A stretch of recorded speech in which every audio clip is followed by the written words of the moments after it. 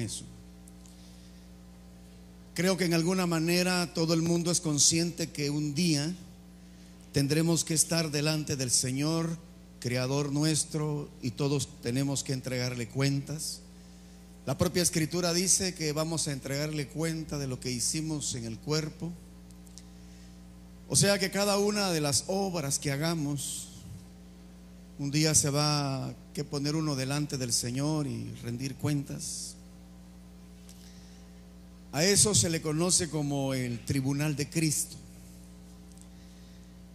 Cuando la persona parte de esta tierra, no es que descanse en paz. Creo que debe de estar un poco nerviosa, porque todavía tiene que enfrentarse a ese tribunal. Yo les compartía el otro día que, según entiendo, hay algunas hay algunas cositas de las cuales tenemos que entregar cuentas. Una, por lo que hicimos en el pecado y perdimos el tiempo y no entender la obra del Señor. Dos, vamos a tener que entregar cuentas ayúdeme, por el daño que hicimos y no restauramos ese daño. Tres, por las cosas que hicimos que no teníamos que hacer. Eso sí es, o sea, si eso así es, me pone en qué pensar. Por las cosas que hicimos y no teníamos que hacer. Y por último, las cosas que no hicimos y esas teníamos que hacer. Así que como pastor, ahora la carga de dirigir un grupo de personas que cree en Dios y confía en Dios se vuelve más gravosa. No que entienda a Pablo cuando él dice que le preocupaba y tenía un peso sobre todas las iglesias, pero en cierta manera sí, mis amados hermanos, me preocupa. No, en cierta manera, sí me preocupa. El Señor me despertó a las 3 de la mañana el día de hoy, y quiero tomar algo que sentí en mi espíritu y que si lo logro hibanar bien hoy como una introducción, nos puede ayudar a posicionarnos mejor. Pongamos un par de escrituras para que retomemos el tema. Hemos estado platicando como un tema central la unidad. Creo que usted se recuerda, la unidad. ¿Por qué razón nos cuesta a nosotros entender la unidad? ¿Por qué razón? Aunque leemos en las escrituras enfáticamente y por palabras de nuestro propio Señor Jesucristo en Juan 17, cuando dice: Padre, te ruego que así como tú y yo somos uno, así también ellos sean uno. Estaba pidiendo no solamente por los que él dejaba, sino por los que se iban a agregar, y ese somos nosotros. Hemos estado platicando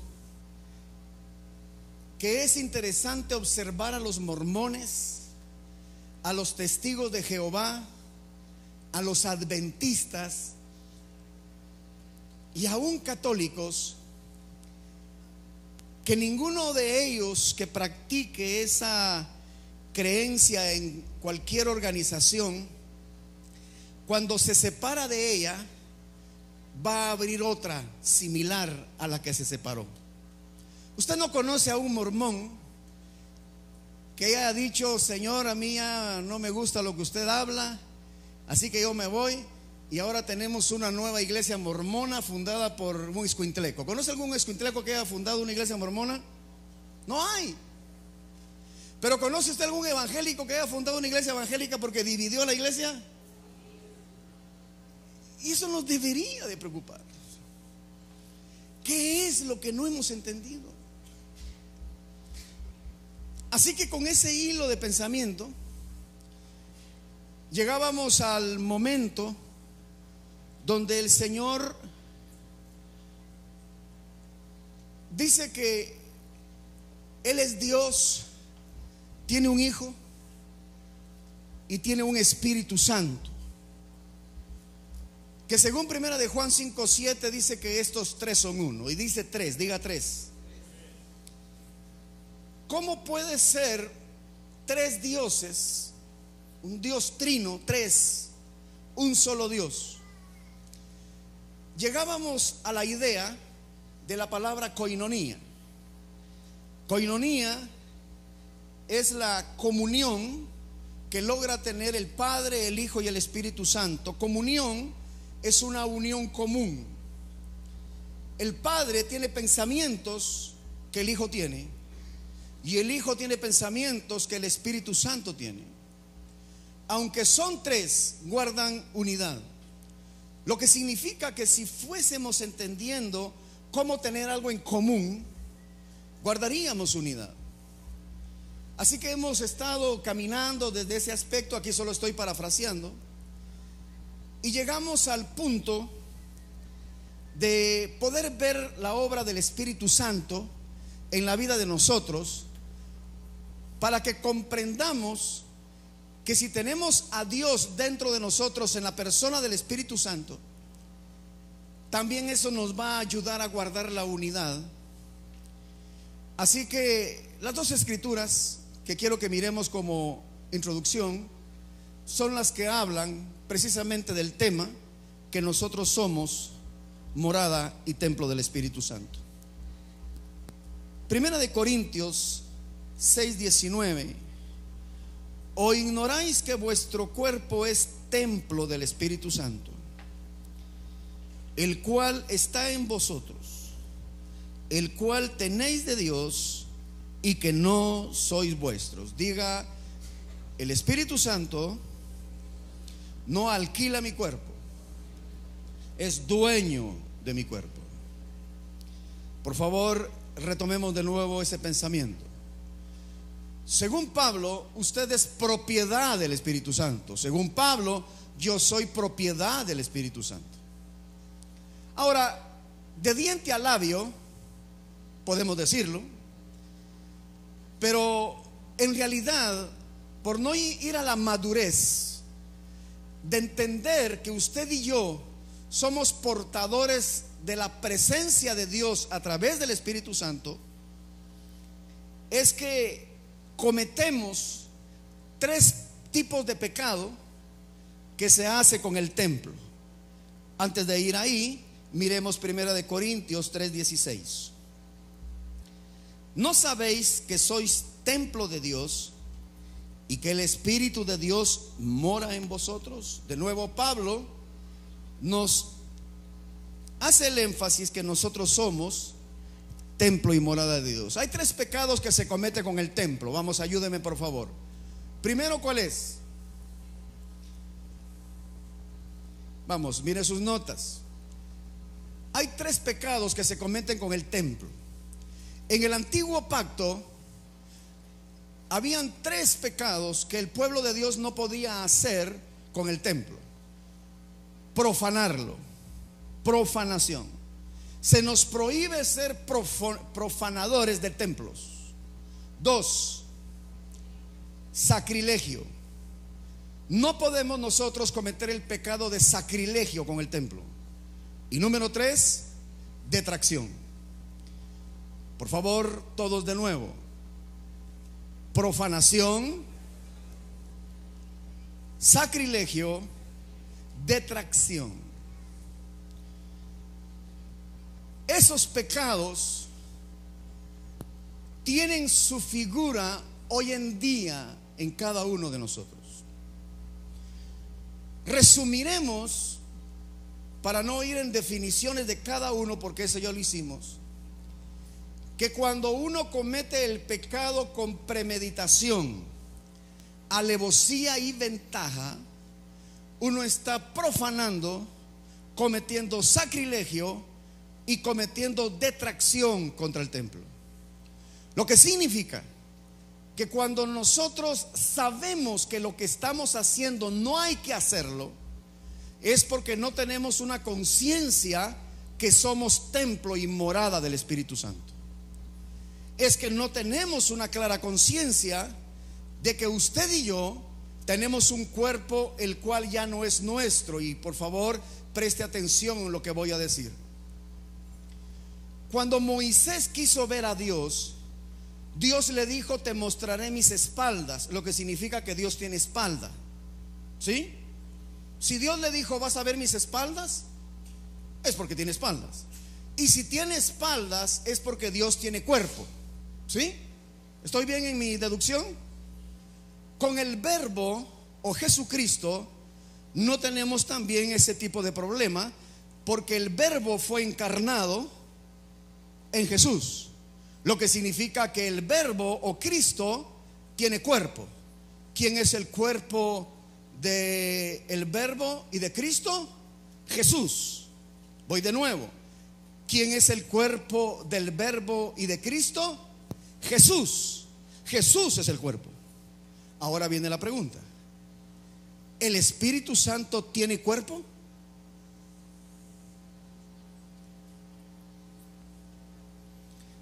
Nosotros somos el cuerpo del Espíritu Santo.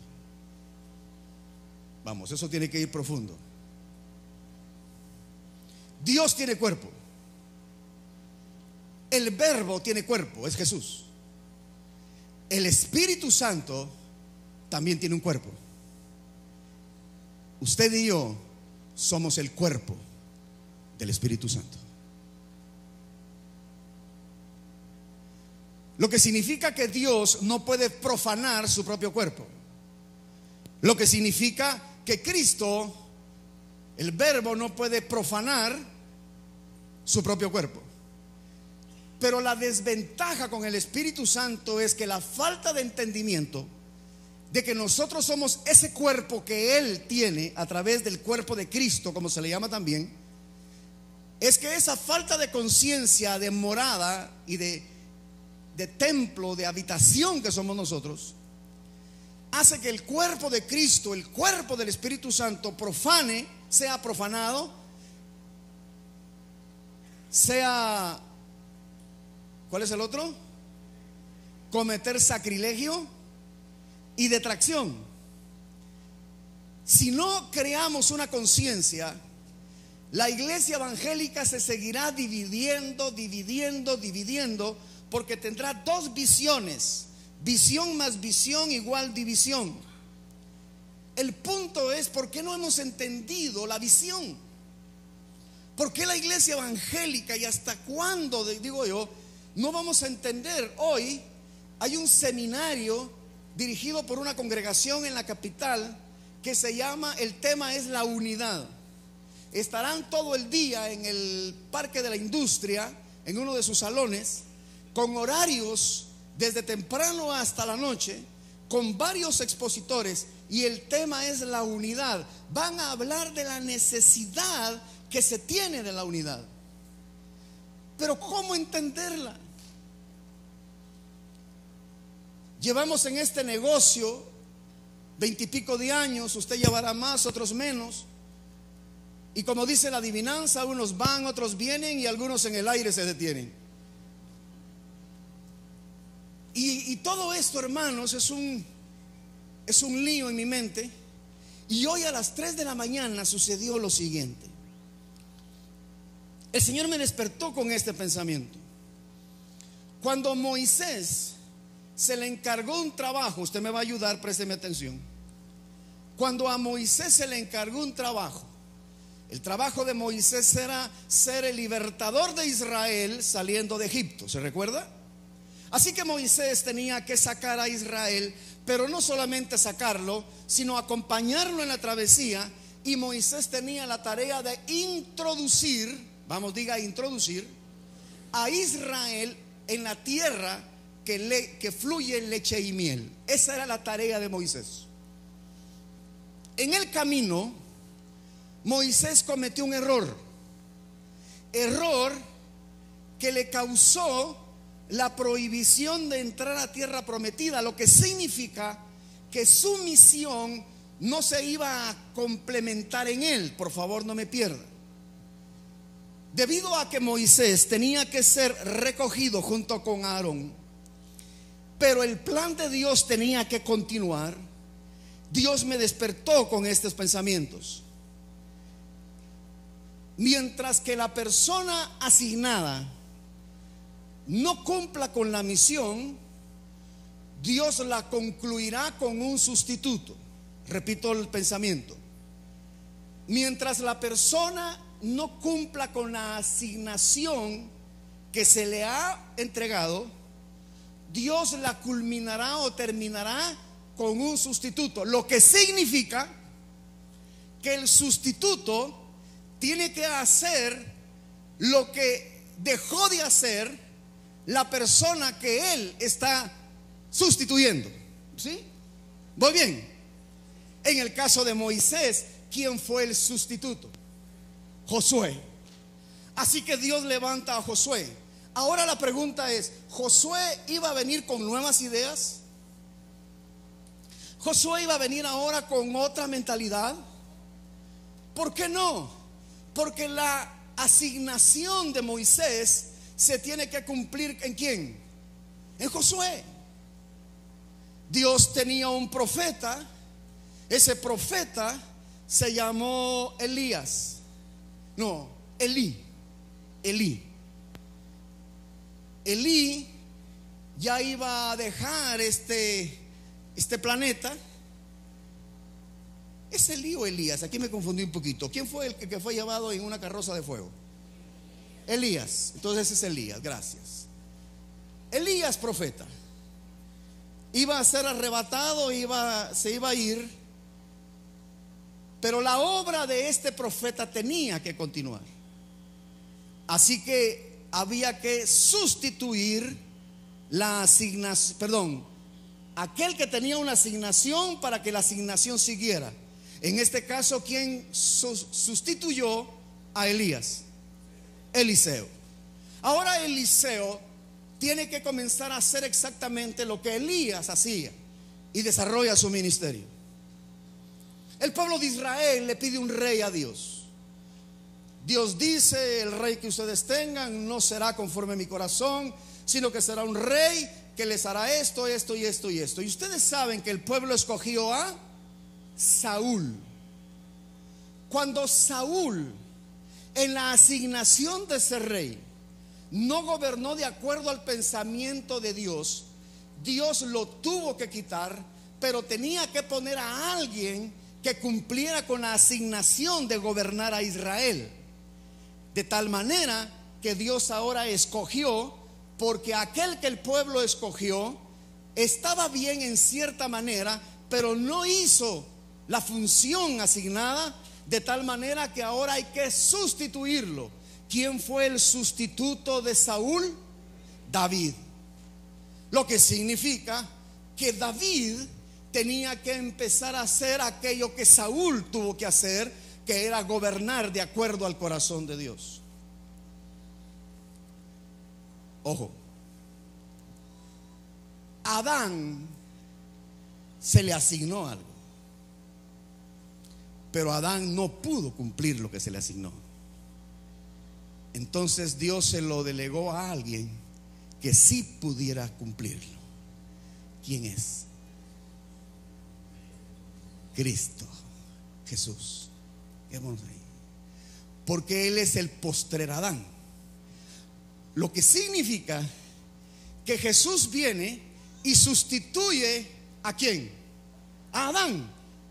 Note que ahora el periodo de tiempo es inmenso, pero el Señor tiene que continuar una obra que está pendiente, una obra que no lograron hacer todos aquellos que están en el medio, una obra que comenzó Adán mas falló, mas ahora Dios quiere que se cumpla. Entonces manda al Verbo encarnado en Jesús, y ese Cristo hace lo que Adán no pudo hacer, pero la dejó pendiente en el cumplimiento total. Jesús hizo la obra 3 años, pero no la completó. Entonces ahora necesita a alguien que continúe la obra y la tiene que complementar. ¿Quién es ahora el sustituto de Jesús? La iglesia.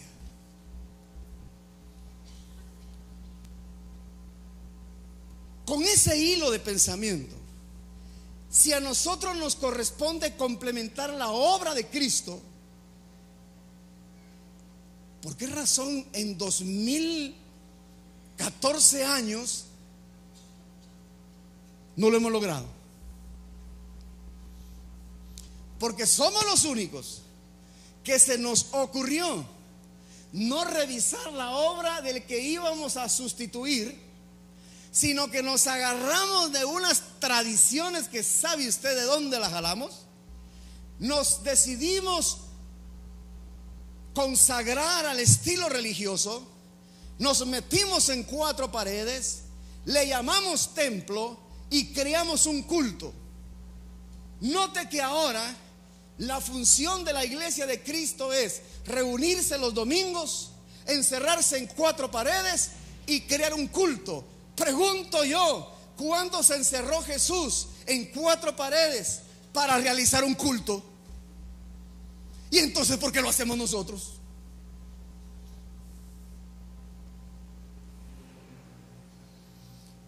Hermanos, 3:30, 4 menos cuarto, y yo con eso en la cabeza y digo: Señor, no es que me quieras decir algo, me estás diciendo algo.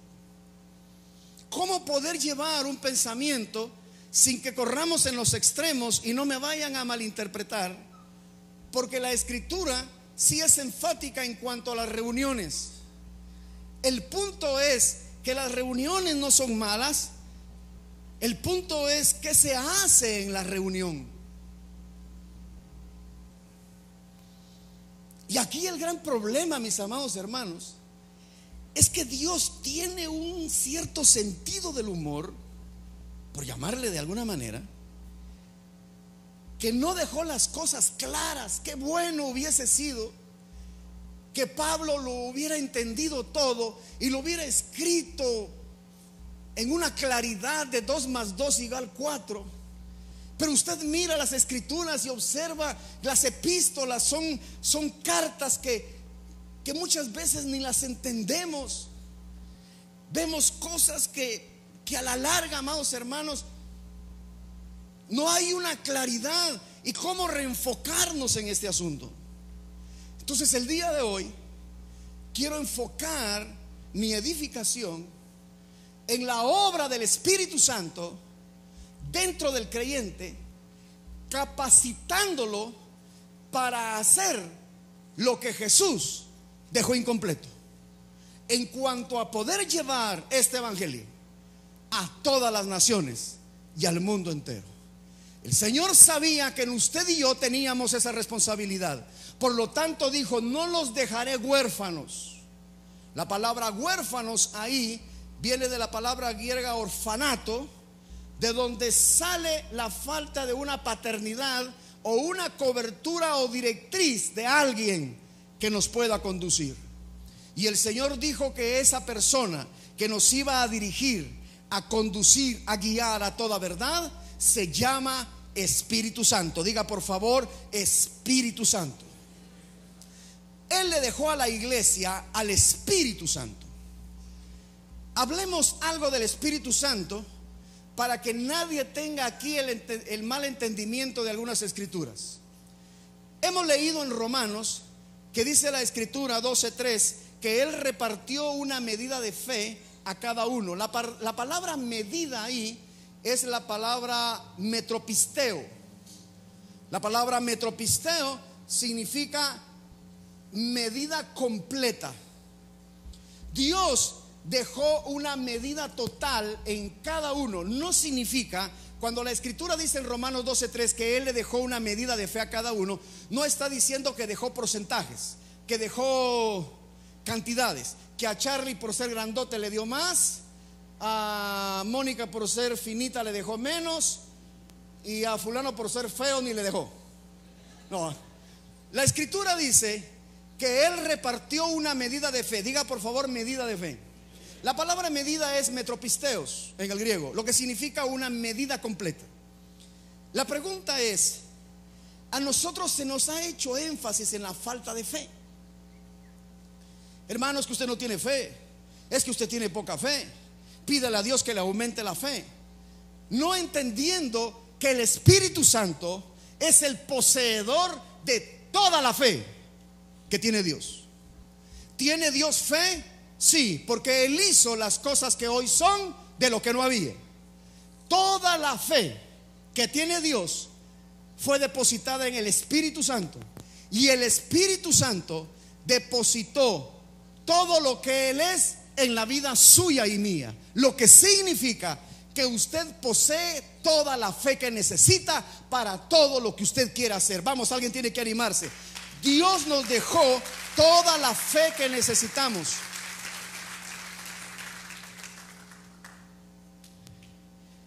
Primera de Timoteo 3:9. ¿Cuál es el problema de la fe?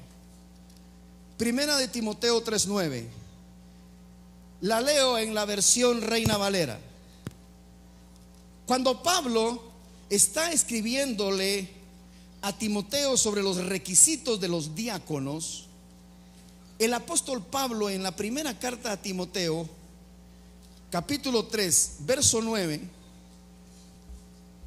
mire lo que dice en cuanto a la fe: que guarden el misterio de la fe. ¿Que guarden qué? ¿Cómo hay que guardar el misterio de la fe? Con una conciencia limpia. Diga por favor misterio. ¿Cómo lo digo?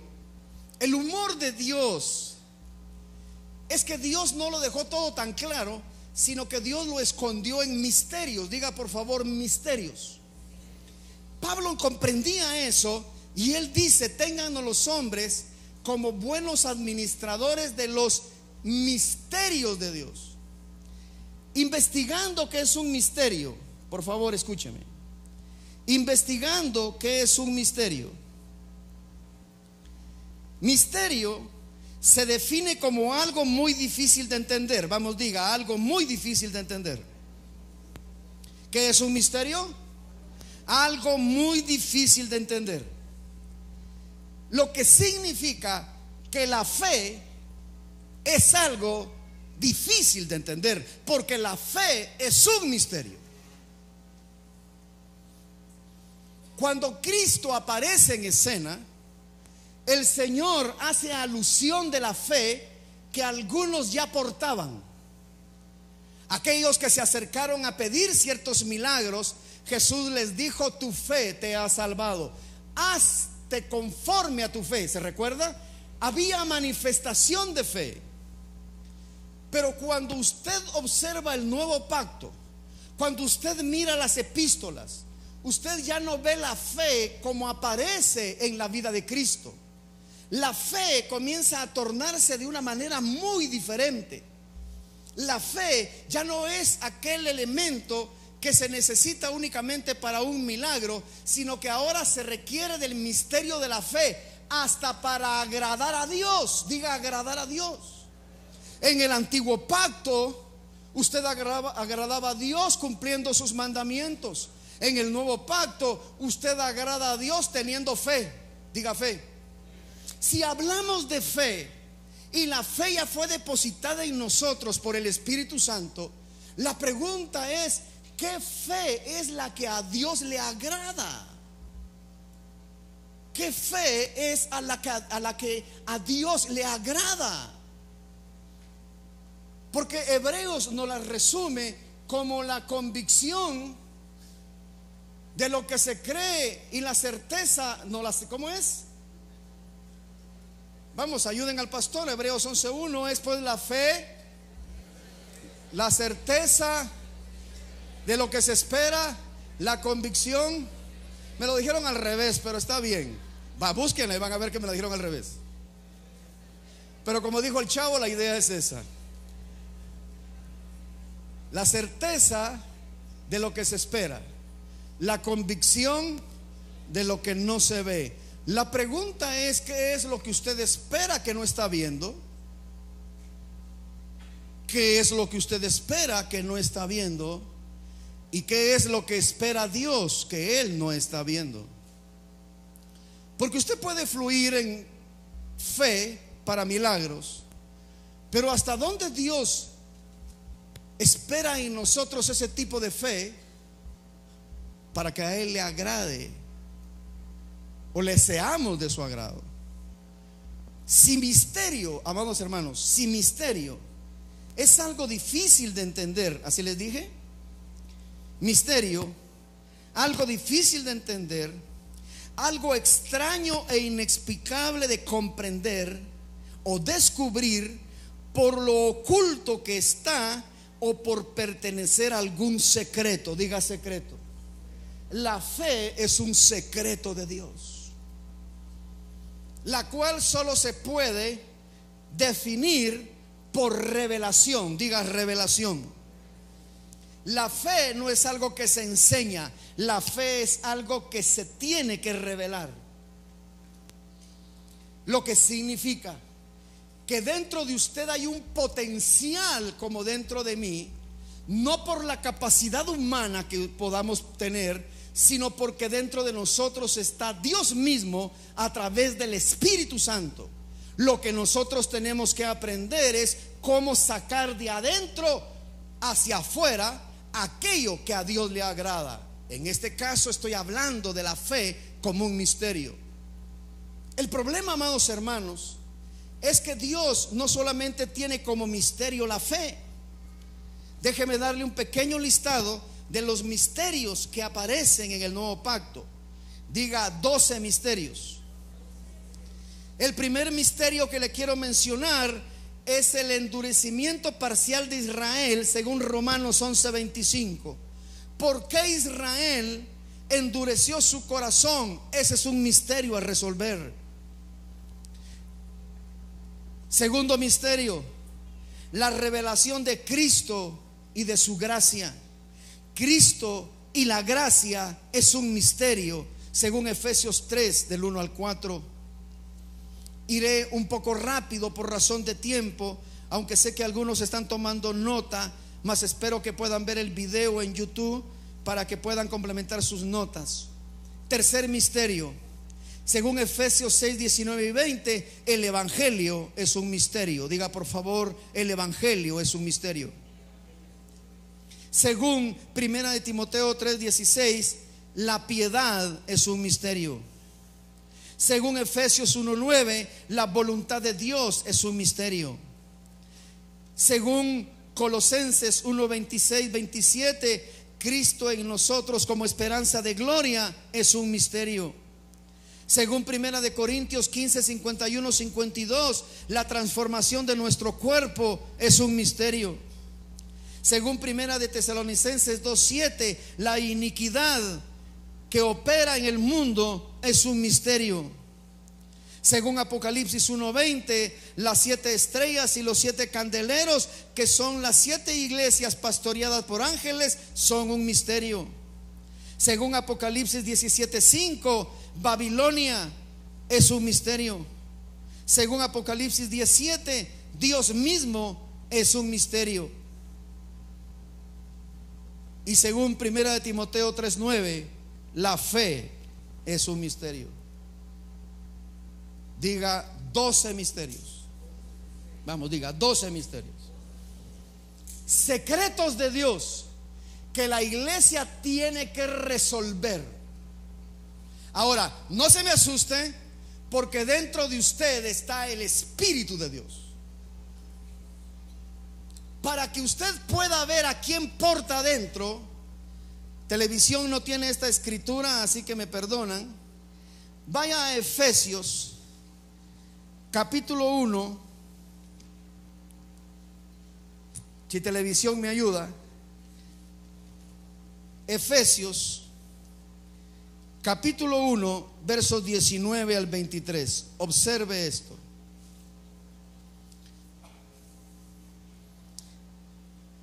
No sé si televisión lo tiene. Usted que mira ahí me dice si lo ponen ahí en lo que yo lo busco aquí. Efesios 1, 19 al 23. Si usted tiene la escritura, ahí estamos. Gracias, televisión. Léalo conmigo. ¿Y cuál vamos, léalo? La supereminente grandeza de su poder. ¿Para quién? Léalo de nuevo. La cual, la supereminente grandeza de su poder para con nosotros. ¿Qué es lo que Dios dispuso para nosotros? La supereminente grandeza de su poder. No se me pierdan eso. Según la operación del poder de su fuerza, la cual operó ¿en quién? Observe cuál es la supereminente grandeza de su poder. Es la que operó en Cristo, resucitándole de los muertos y sentándole a su diestra en los lugares celestiales, sobre todo principado y autoridad y poder, señorío, y sobre todo nombre que se nombra no solo en este siglo, sino también en el venidero, y sometió todas las cosas bajo sus pies y lo dio por cabeza sobre todas las cosas. ¿A quién? A la iglesia. Diga por favor: yo soy portador de la supereminente grandeza del poder de Dios. Y termina el verso 23: la cual es su cuerpo. Diga: ese soy yo. La plenitud de aquel que todo lo llena en todo. Por favor, diga: supereminente grandeza de su poder. La palabra griega ahí es uperbalo y significa poder exagerado, poder ilimitado. Dentro de usted y dentro de mí hay un poder exagerado, hay un poder ilimitado. Y escuche lo que voy a decir. Lo que significa que Dios no tiene más poder que el que usted y yo tenemos. De nuevo, Dios no tiene más poder que el poder que usted y yo portamos. La diferencia es que Dios sí lo sabe usar. La diferencia es que nosotros, por ignorancia, no hemos aprendido a usarlo. Dentro de nosotros hay un uperbelo. ¿Qué significa uperbelo?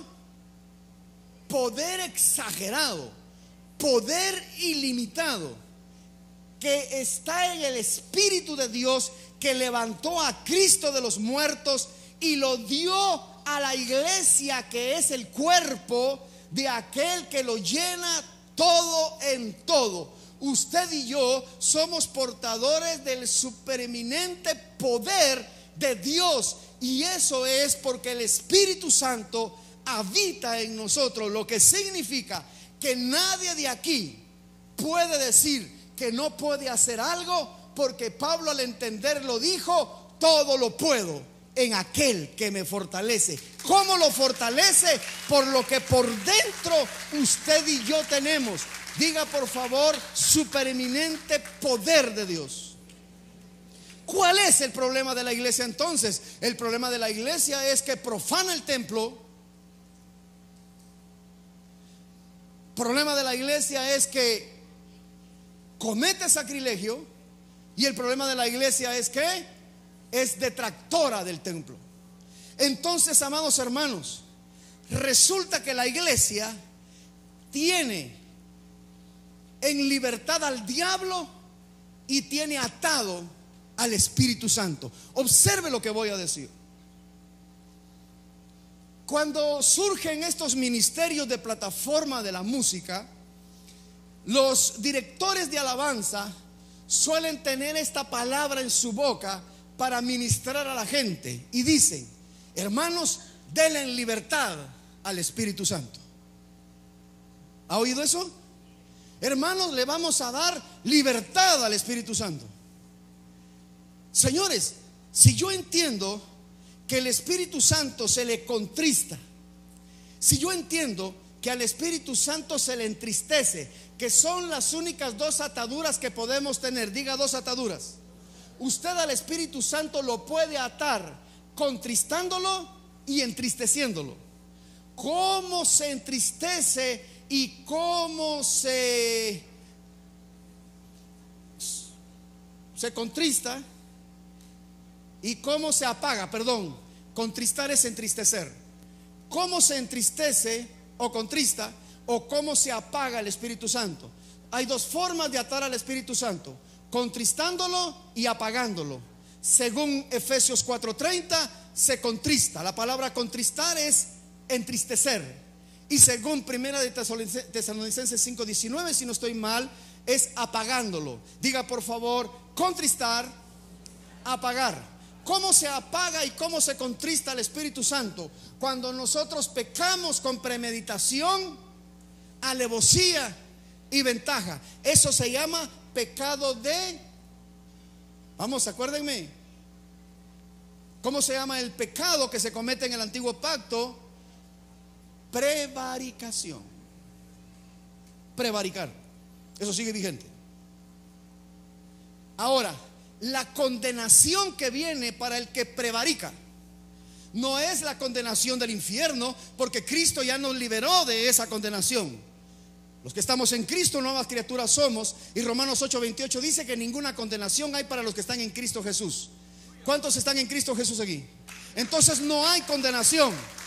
Pero cuando usted contrista al Espíritu Santo, su vida es condenada en el presente para que el poder de Dios no opere en su vida.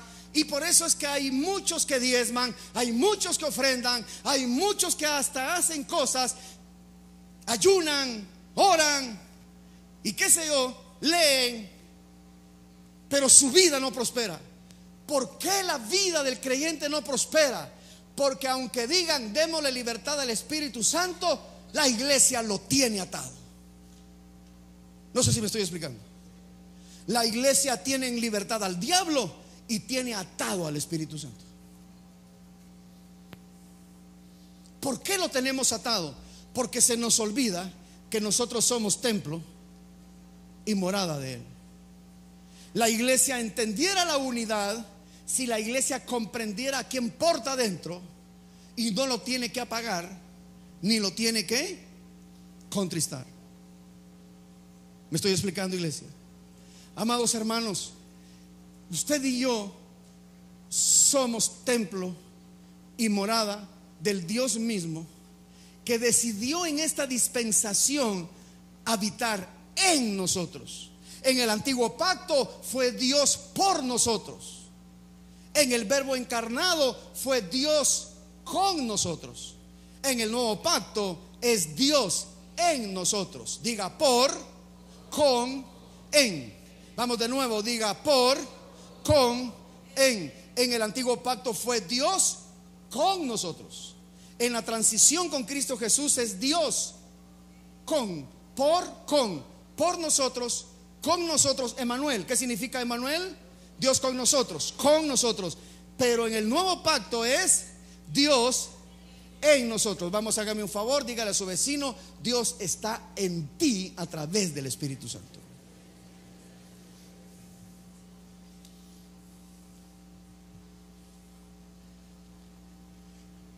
Tenemos 12 misterios que resolver antes que nos muramos. ¿Cuántos misterios? Y es mejor que comience a resolver algunos ya, porque yo estoy trabado con el primero. Estoy tratando de resolver el misterio de la fe, porque según Hebreos hay un tipo de fe que a Dios le agrada. Y créanme que estoy más que seguro que no es la fe por los milagros, porque tiene que ir más allá de un beneficio personal. 12 misterios que la iglesia tiene que resolver. Deuteronomio 18.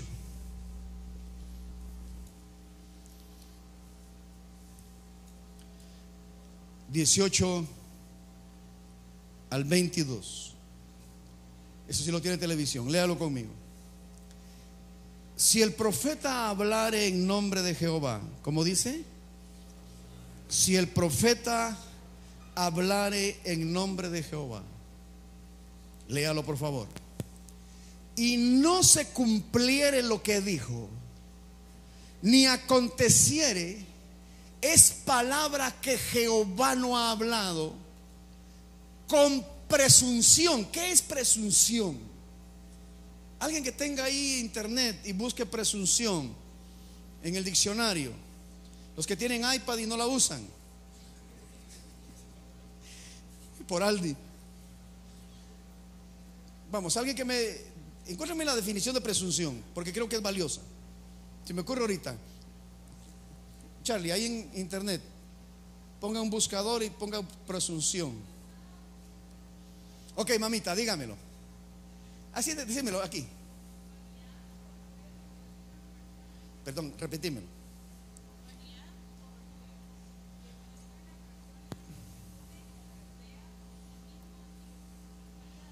Orgullo que una persona tiene y que alardea de cualidades propias. Yo te lo estoy dejando aquí para que veas. Gracias, mi amor. ¿Qué es presunción? La persona que quiere presumir con algo que no es propio.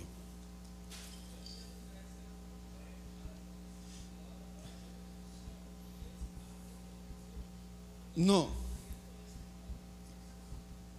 Sí, es algo que se presume. Aparte es preunción, no, pero esto es presunción, palabra completa.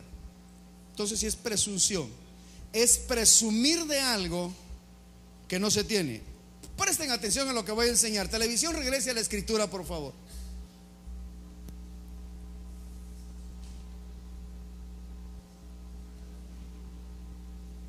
Con presunción la habló el tal profeta. Dígalo junto.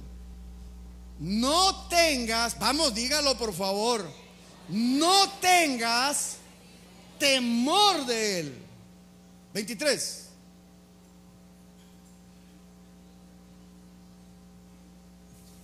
No sean así. Deuteronomio 18 al 23, 18 al 22. ¿Comenzaron en el 18? ¿Verdad que comenzaron? Vamos, televisión, búsqueme 18. Porque es Deuteronomio 18 al 22. Muy bien.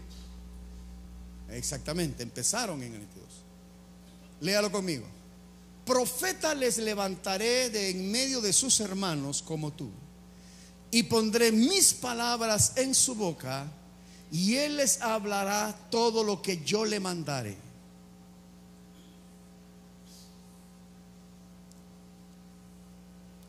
Mas a cualquiera que no oyere mis palabras, que él hablare en mi nombre, yo le pediré cuenta. Ahora el 20. El profeta que tuviere la presunción de hablar palabra, ¿en qué? El profeta que tuviere la presunción de hablar palabra en mi nombre, a quien yo no le haya mandado a hablar, o que hablare en nombre de dioses ajenos, el tal profeta morirá. Ok, eso es ley, de acuerdo. Pero observe lo que voy a enseñar. Siguiente, por favor. Y si dijeres en tu corazón, ¿cómo conoceremos la palabra que Jehová no ha hablado? Ahora viene el 22, que es la respuesta a esa pregunta. Si el profeta hablara en nombre de Jehová y no se cumpliere lo que dijo, ni aconteciere, es palabra que Jehová no ha hablado. O sea, ¿cómo se define un profeta? Porque se cumple lo que dijo. ¿Cómo se define un falso profeta? Porque no se cumple lo que dijo. ¿Está fácil o no? Entonces aquel que habló y no se cumplió, ese profeta con presunción le habló. A ese profeta que dice, no hay que tenerle temor. Uno de los grandes problemas por la falta de iluminación que hoy tenemos, de que somos morada y templo del Espíritu Santo, es el misterio de entender que la fe no se trata de hablar lo que a uno se le ocurra. Fe no es hablar lo que a uno se le ocurra. Fe no es declarar mis buenos deseos. Fe es entender el plan de Dios, propósito de Dios y cómo éste se cumple en la vida de alguien. Hoy en día la iglesia evangélica tiene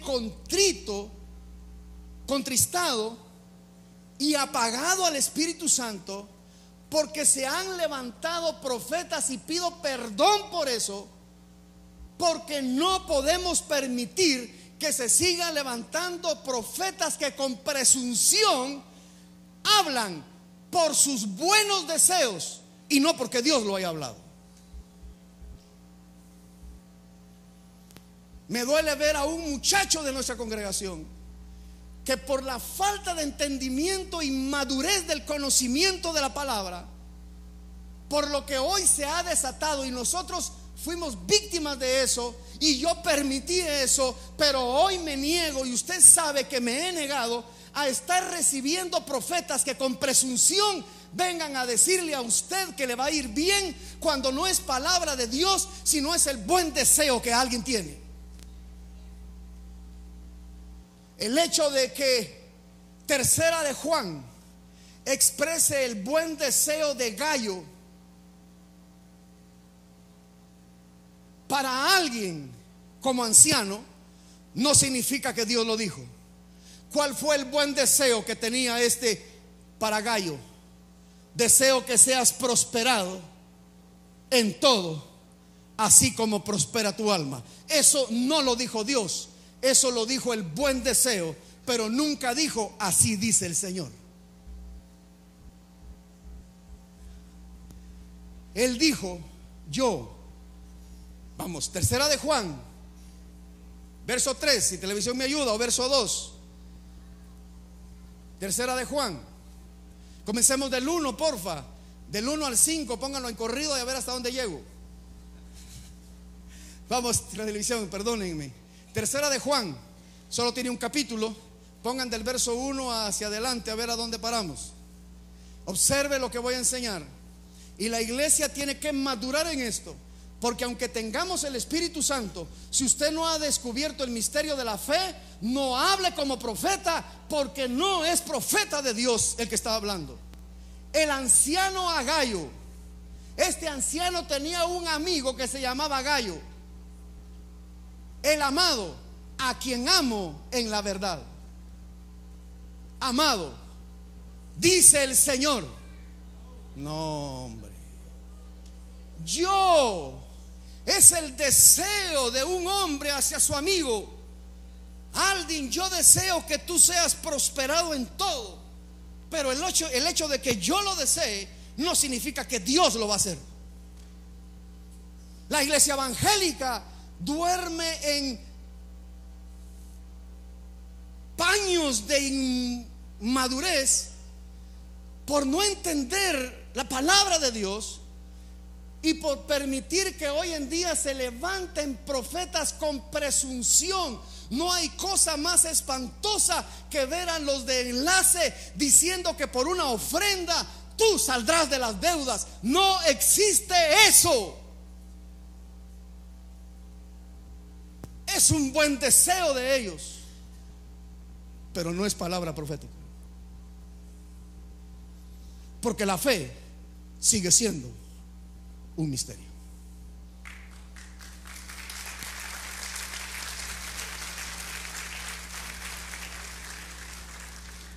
Si alguien se le acerca y le dice, dice el Señor, momento, a ese profeta, si con presunción ha hablado, presumir de lo que él cree tener, mas no es de él, porque ni tiene nada, a ese profeta no le tenga temor.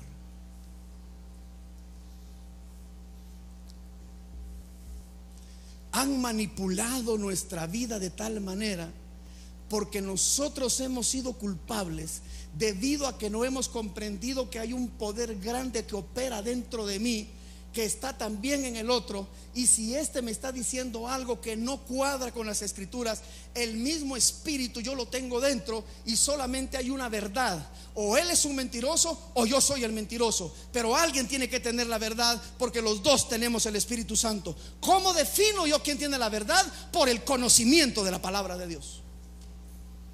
Por eso es que la iglesia debe de meterse a la palabra, no leerla. Ya no lea la palabra, estudie la palabra. Ya no diga dice la Biblia, no, no, esto quiere decir la Escritura. Es muy diferente. Si no volvemos a meternos a la palabra y tenemos reuniones de entretenimiento, no levantaremos una iglesia madura, sino una iglesia que se deja llevar por cualquier viento de doctrina, ignorando que dentro tienen el máximo poder de Dios, el poder ilimitado dentro de cada uno de todos nosotros.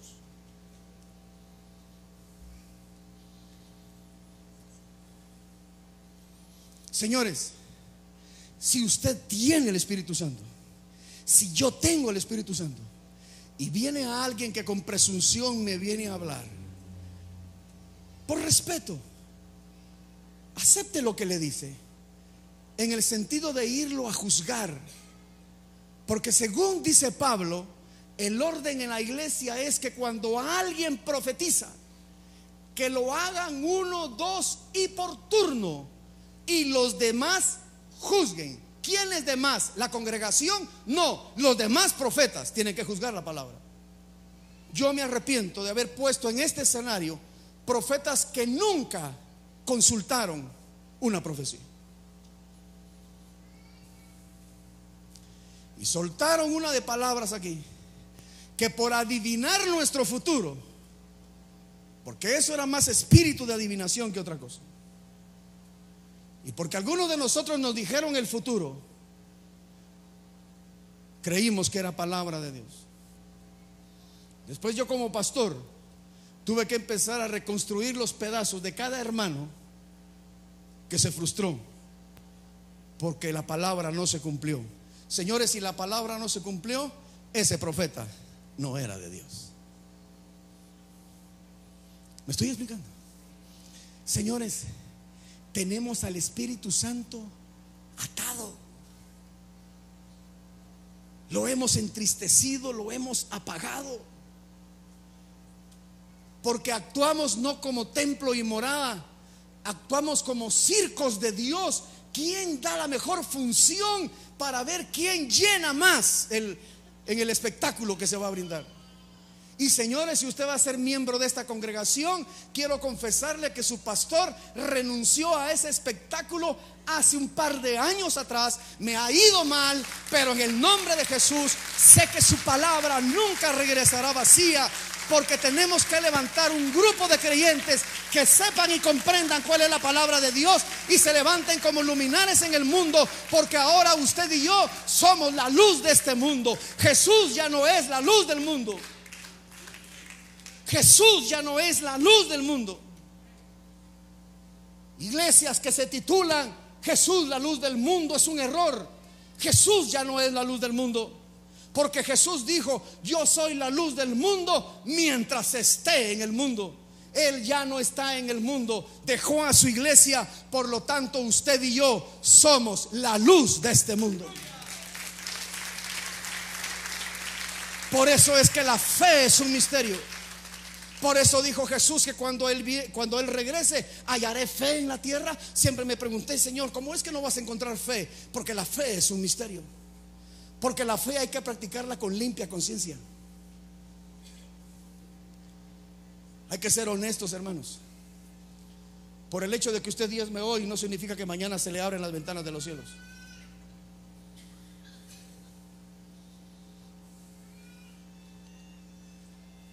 Pero una cosa estoy seguro: que el Dios de gloria hizo una promesa. Él dijo: voy a abrir las ventanas de los cielos. Es cuestión de tiempo. Es cuestión de tiempo, porque su fe es un misterio.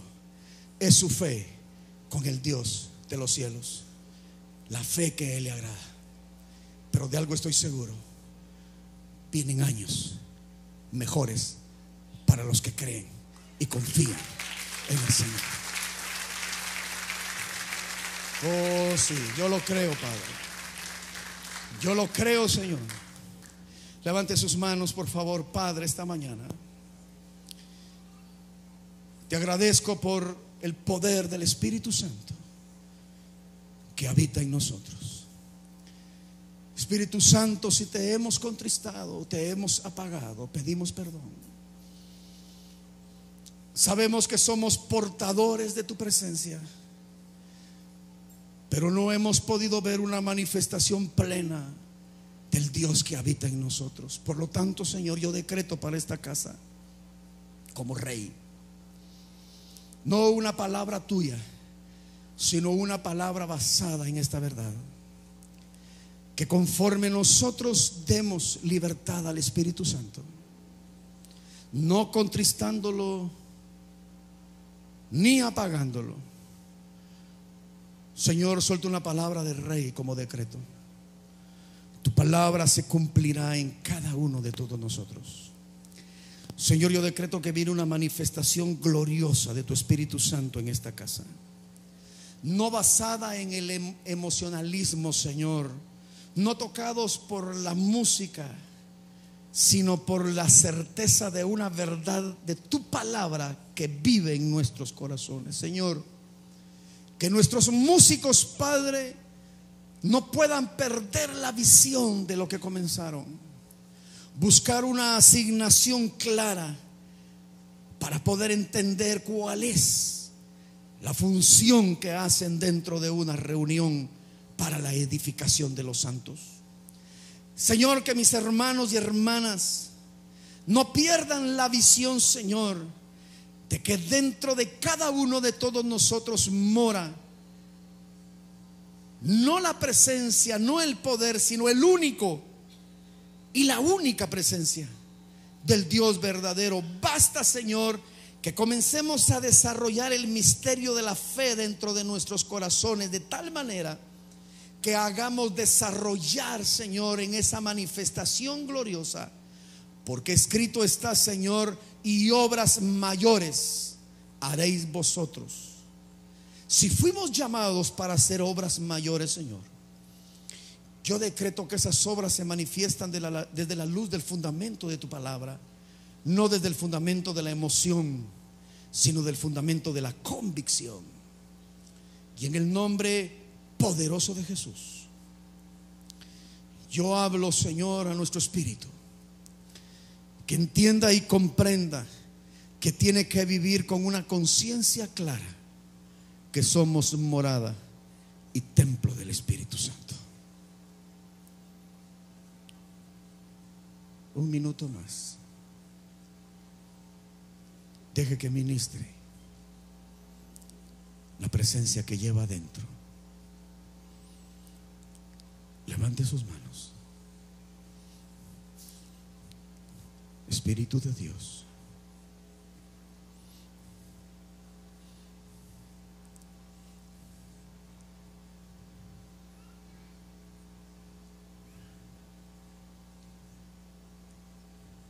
trae madurez a nuestra vida, Padre, a través del entendimiento y de la comprensión de tu palabra. Señor, que en este silencio pueda penetrar en el corazón de mis hermanos y mis hermanas una conciencia clara del Espíritu Santo.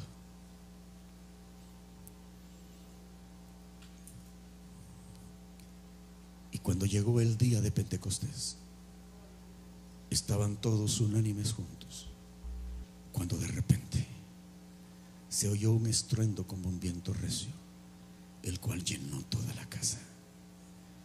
Y fueron repartidas lenguas en todos los que estaban sentados. Y comenzaron a hablar de tal manera que cada uno oía hablar a su compañero en la lengua de su propia tierra. Pero todos glorificaban y hablaban de las maravillas de Dios. Venga, Señor, a nuestro vocabulario el poder hablar de las maravillas de Dios. Y si viene la manifestación de otras lenguas, que así sea la manifestación de tu Espíritu. Y yo decreto al cuerpo que está enfermo que sea sano en el nombre de Jesús, porque ese cuerpo es templo y morada del Espíritu. lo tanto, no hay cuerpo enfermo en esta sala, porque dentro de él se porta la presencia del mismo Santo Espíritu de Dios. Así que todo enfermo es sano en el nombre de Jesús. Toda dolencia, aún enfermedades emocionales, viene sanidad al alma en el nombre de Jesús. Porque este pueblo se declara como templo y morada del Espíritu Santo. Señor, perdona si te hemos contristado, perdona si te hemos apagado.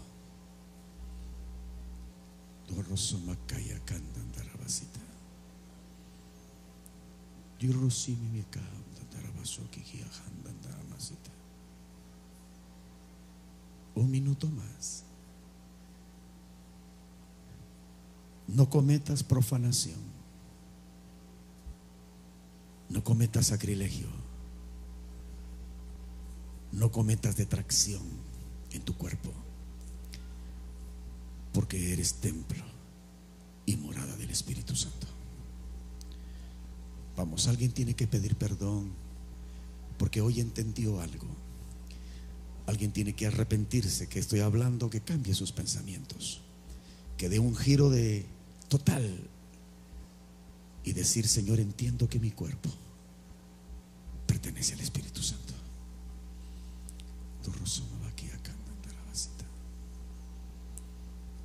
Un minuto más. Un minuto más.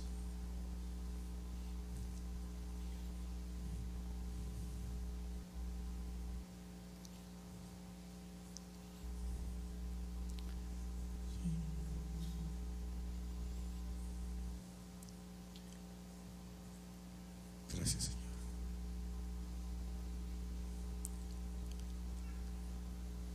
Vamos. Alguien que abra sus labios.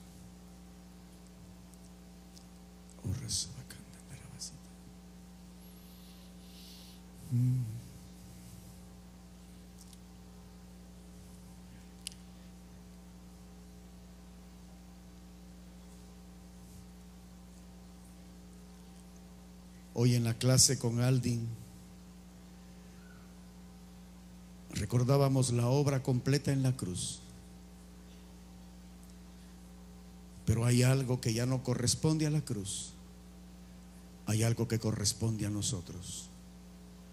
Cuando Pablo dice: haced pues morir lo terrenal que hay en vosotros, eso se llama santificación.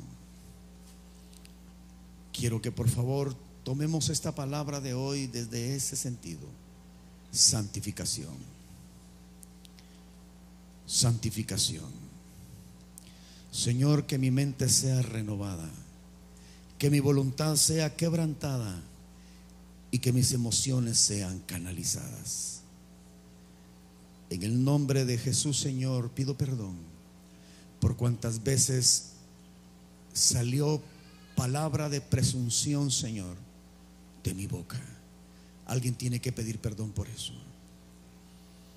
Alguien tiene que pedir perdón porque un día abrió sus labios diciendo: así dice el Señor, cuando en realidad era su buen deseo el único que estaba en medio. Como pastor, yo me pongo delante de Dios en la presencia misma del Espíritu Santo que está dentro de mí, y les pido perdón a ustedes si un día con presunción hablé. Hoy ya no se mata al profeta como en el antiguo pacto, pero sé que existe alguna condenación para aquellos que con presunción hablan en el nombre del Señor cuando Él no ha hablado. Yo expreso hoy para esta congregación mis mejores deseos. Yo deseo que ustedes tengan lo mejor. Yo deseo en el nombre del Señor, es mi deseo, por una palabra de autoridad, que todos ustedes sean prosperados en todo lo que hagan. su vida física, emocional y espiritual, su vida financiera, su vida de matrimonio, su vida de hogar. Es mi deseo que ustedes sean prosperados. Y espero en Dios que mis deseos puedan encontrar la coyuntura necesaria para que pueda con su palabra unirse y que sea una realidad en la vida de cada uno de todos nosotros. En el nombre del Señor.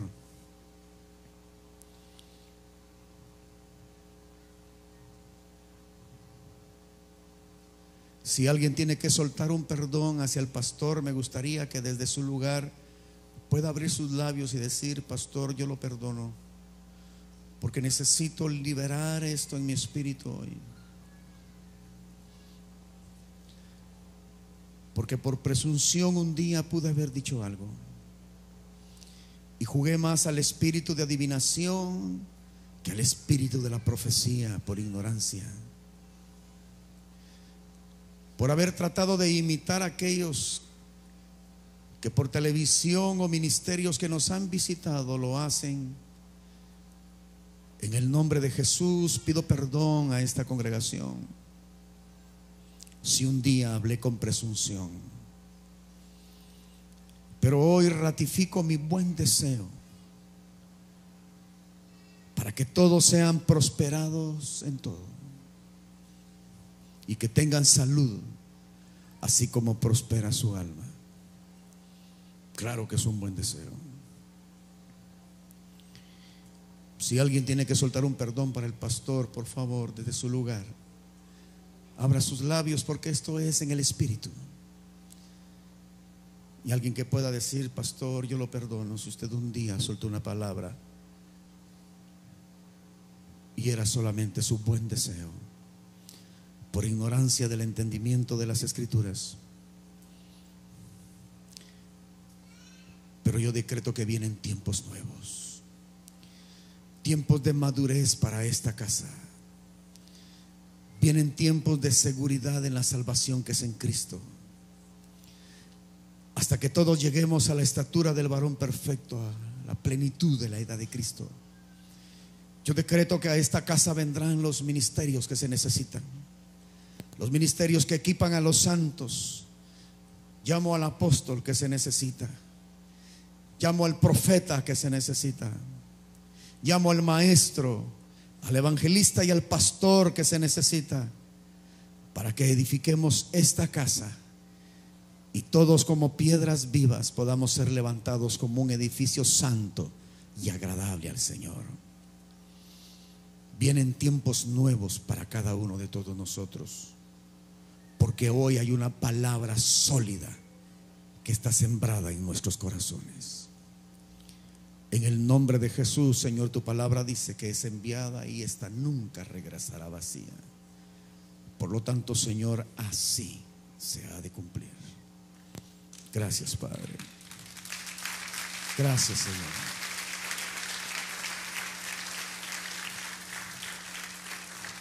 No se olvide que usted es portador de la presencia misma del Espíritu Santo. Por favor, traiga su diezmo, su ofrenda, y cumpla en la economía de Dios, que le aseguro que todavía hay promesas que se han de manifestar, las cuales ya están cumplidas en Cristo. Solo es cuestión de tiempo, solo es cuestión de perseverancia.